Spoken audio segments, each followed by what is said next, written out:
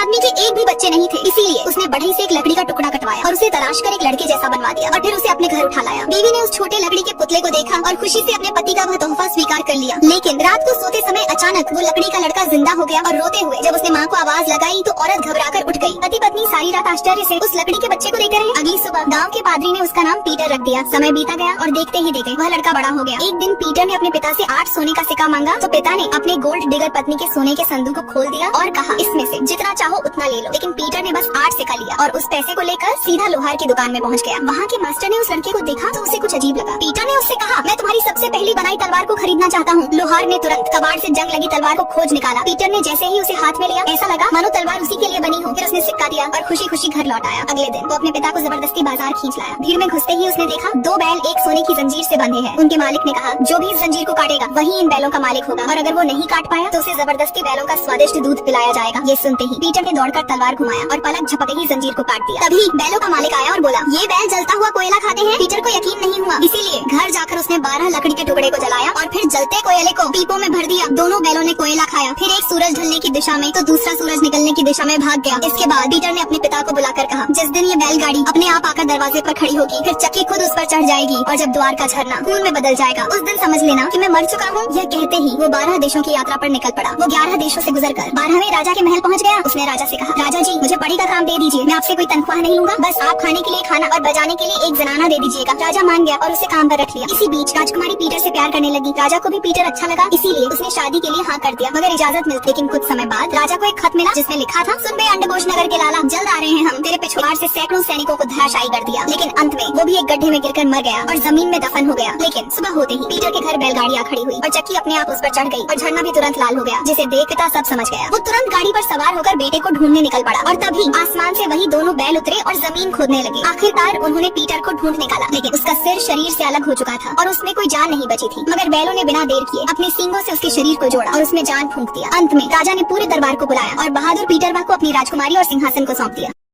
New video देखने के लिए सब्सक्राइब करें फोल्डेड हैंड्स।